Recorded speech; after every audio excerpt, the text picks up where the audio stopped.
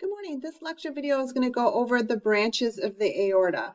The aorta is the big vessel that's going to come out of your heart, and it's going to carry, its job is to carry oxygen-rich blood and deliver that blood to all parts of our body. The aorta is a huge vessel that's actually going to travel all the way down the length of our trunk, and at various points are going to split off into smaller arteries then that will serve specific regions. So again, this video is going to look at how the aorta splits off as it travels down through our thoracic cavity into our abdominal cavity and then supplies the blood to the lower parts of our body. So here's our heart, and we know as we went over heart anatomy that we have our coronary arteries right here. So these are going to be the vessels that supply the heart with the oxygen-rich blood that they need. And this right here is the aorta. This part right here is called the ascending aorta because it's coming up.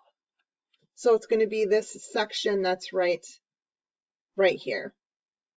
Okay, so if I wanted to shade that in a little bit. This section here then is the aortic arch. And if I kind of blow this up over here, this is what we would kind of see.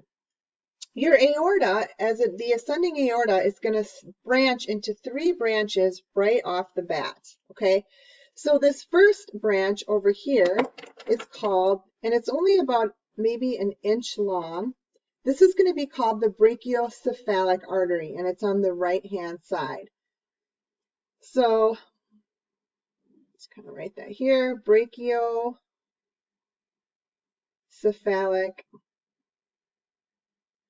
artery. That brachiocephalic artery then is going to divide into 2 sections. So this section is going to be called the right common carotid artery. And if we have a right common carotid artery, we have to have a left one, right? So that's going to be this one right here. So this is the left common carotid artery.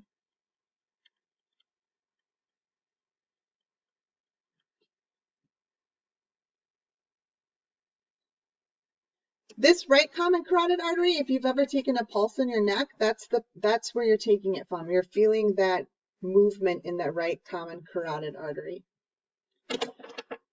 Continuing on the left side then, there's one more branch here, and this is going to be called the left subclavian artery. Subclavian, meaning that it's behind the clavicle. Clavian is a word that we use for clavicle. So again, if we have a left one, we have to have a right one, and that's what this vessel is over here. This is going to be the right subclavian artery.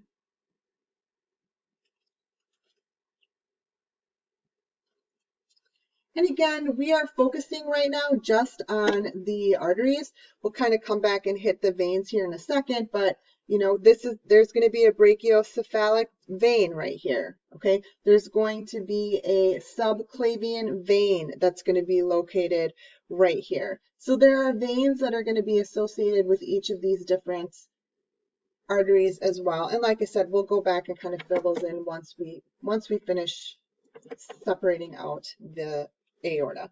So those are the structures that are going to be coming off that aortic arch. So now that we've arched, the aorta has arched, we are going to call this area the thoracic aorta, because the aorta is going to then descend. So all of this would be descending aorta. It's going to come down and it's going to travel all the way through your abdominal area. So this area here is called the thoracic area. This area here will be called your abdominal aorta. And the reason why we give them names, the thoracic aorta or the abdominal aorta, is because if you have a problem with any of these vessels, we want to know exactly where it is. I mean, a problem in your thoracic aorta is going to be different than a problem that might be in your abdominal aorta. So we're going to start up here in the thoracic aorta. Just like nerves, we are going to have intercostal arteries. And these are going to fit in between your ribs.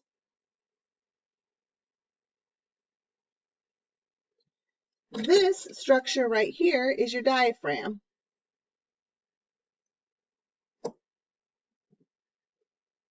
So directly underneath your diaphragm is going to be our next branch of the aorta that's going to come out here, and it's going to be called the phrenic artery, and it's going to serve the diaphragm. That's where it's going to take blood to.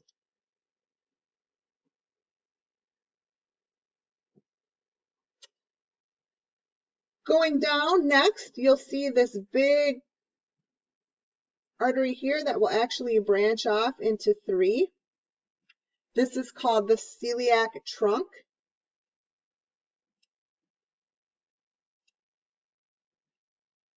Each one of those would have their own name. We don't need to know that for our particular purposes, but just know it's the celiac trunk.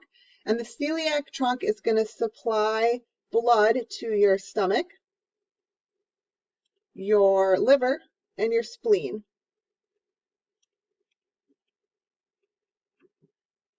Right? So not only do you need to know the structures, but you need to know where they're sending the blood to. Right underneath that is going to be the next vessel, which is going to be called the superior mesenteric artery. Superior mesenteric.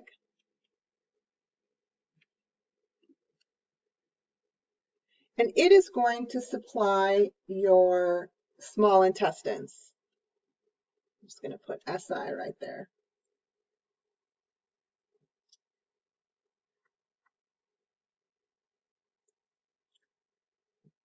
Moving on down then, you're going to have, if I kind of draw this in here, your two kidneys, put them on both sides. You're going to have your, and I'm going to draw the vein in here for this one, but you're going to have your renal vein and your renal artery. I only put the vein on this side for right now, just so that you know that the renal artery is going to sit, it actually sits above the vein. So back in the day when we used to look at cadavers, or if you're looking at a model and you're not sure which one's which, you would just know that the renal artery sits right above. And these are going to supply your kidneys.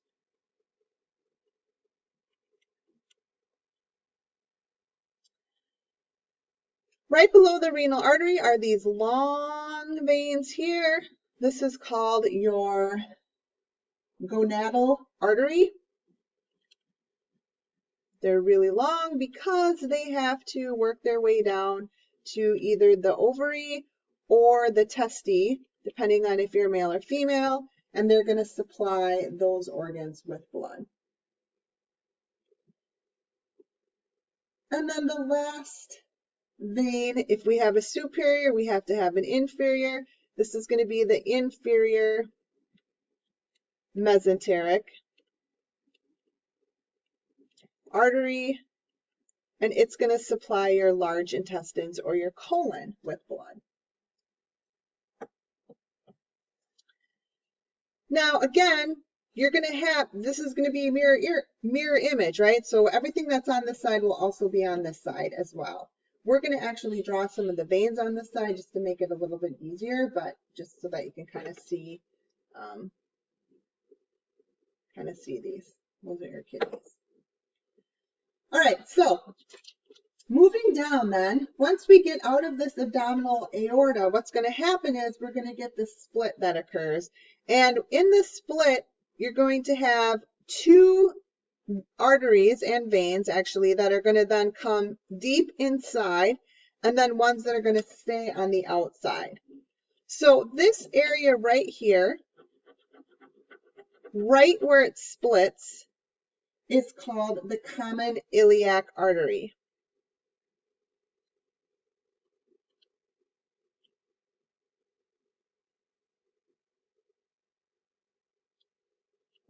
Now, the common iliac artery, then it's going to split into two. It's going to go into this part here, which is going to be called the interior, oops, or the internal iliac artery.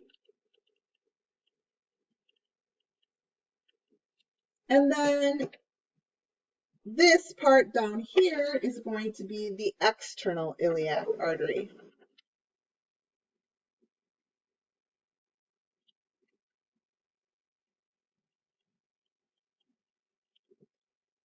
And eventually, this external iliac artery is going to continue to travel down where it will eventually become the femoral vein. So I hope you understand that this is all one vessel, right, all the way down here. It's just that different sections are going to have different names. So think of when you're driving on a highway and then all of a sudden it becomes a different name, even though you've stayed on the same road. Same idea here. This is all the aorta, but at these different sections, we have different names for it. So these are how the branches of the aorta are going to work. All of the arteries that are going to branch off this main vessel. And then take all of this oxygen-rich blood to the different places where they need to go. So hopefully that made some sense. Let's take a second and go back and add in some veins that are going to be found along the side of the aorta. So I'm going to draw these a little bit in like blue highlighter just to make it a little bit easier to see. But right here would be your brachiocephalic vein. So I'll just put brachiocephalic vein. And this one right here is going to be your subclavian vein. I kind of draw that one in. So this would be the subclavian vein. Again, subclavian meaning below the clavicle. If we were drawing into the heart here, this would be the coming into the heart. Kind of just draw that in. This would be the inferior vena cava.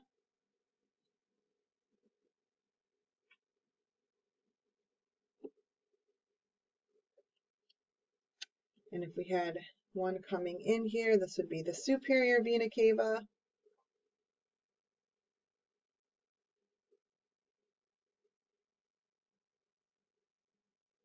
And the inferior vena cava is also going to just travel down this whole length here of the vein. So it's kind of going to mirror image that aorta.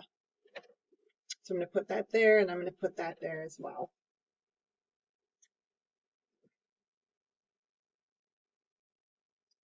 At some point on here, we're going to end up with the hepatic vein, which is going to help,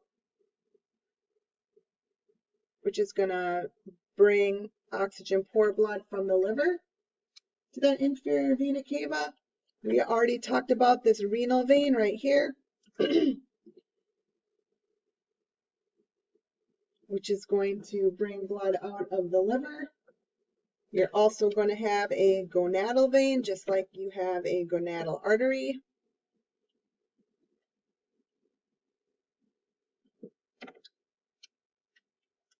And then down here, you're going to have a common iliac vein. So right here.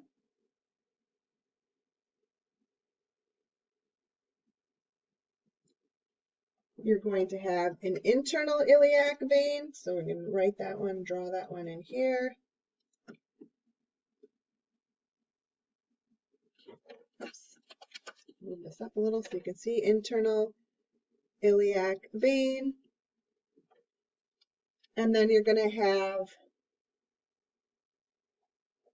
external iliac vein as well, which would kind of all be down in here. External iliac vein. So you can see that usually wherever there's an artery, there's going to be a vein.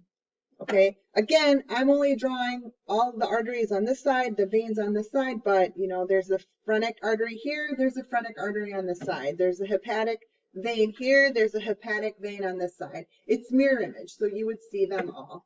But those are the major divisions of the aorta and the inferior vena cava in terms of bringing blood, getting blood either out from the heart to the different areas of the body, or blood being dumped back into the inferior vena cava to be brought back up into the heart.